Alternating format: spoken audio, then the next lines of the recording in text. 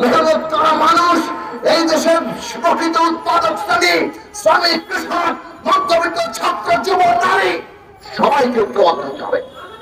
কারণ পুরো রাষ্ট্রটাকে আজকে এই নিজেদের ক্ষমতা টিকিয়ে রাখার অস্ত্রে পরিণত করেছে, আর তার মাধ্যমে আমাদের এই রাষ্ট্রের অস্তিত্ব, আমাদের সার্বভৌমত্ব, আমাদের নাগরিক মর্যাদা সমস্ত কিছু এরা ভয়ঙ্কর হুমকির মধ্যে ঠেলে দিয়েছে।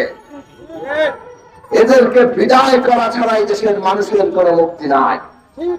আমরা পরিষ্কার করে বলেছি, আগামী দিনে বাংলাদেশ রাষ্ট্র চলবে নতুন গণতান্ত্রিক বন্দোবস্তে।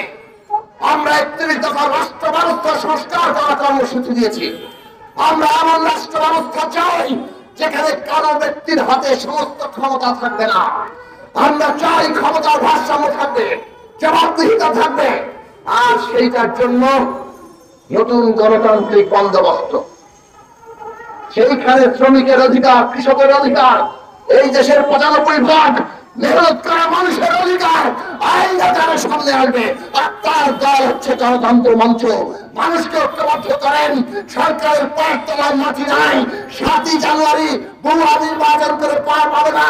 তারা মনে করছে আমার 5 বছর আমাদের অপেক্ষা করতে হবে না। বাংলাদেশের জনগণকে ঐক্যবদ্ধ করে গণ অভ্যুত্থান করে এদেরকে আমরা পরাজিত করবো। দেখছেন তো সালমান এফ রহমান সরকারের একেবারে শিল্প উপদেষ্টা, প্রধানমন্ত্রীর শিল্প উপদেষ্টা। আমরা জানতে চাই বাংলাদেশ ব্যাংকের কাছে, আমরা সরকারের কাছে জানতে চাই এই যে সালাম কিংবা দেখছেন তো কিংবা এই যে সরকারের ছায়াতলের কোম্পানিগুলো কত লক্ষ কোটি টাকা, কত হাজার কোটি টাকা আপনারা এদেরকে মাফ করেছেন, ঋণ খেলাপি হিসেবে তাদের ঋণ মাফ করে দিয়েছেন। কত লক্ষ কোটি টাকা তাদেরকে দুর্নীতি করতে দিয়েছেন, ব্যাংক লুট করতে দিয়েছেন, পাচার করতে দিয়েছেন। বিপরীতটাও তো আপনারা সবাই জানেন, জানেন না? বাজারে যান, জিনিসপত্রের দাম কত সেইটাই তো বুঝতে পারেন। এক বেলা খাবারের জন্য যা দরকার, আপনার আধা বেলা খাবার কিনতে গিয়ে আপনার টাকা শেষ হয়ে যায়। কম খেয়ে কম পুষ্টিতে রাতে ঘুমাতে যেতে হয়,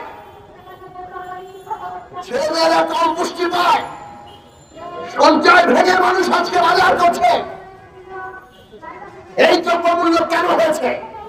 কারণ এরা ডলার পাচার করে, কারণ এরা টাকা পাচার করে, কারণ এরা কতগুলো সিন্ডিকেটের পৃষ্ঠপোষকতা করে।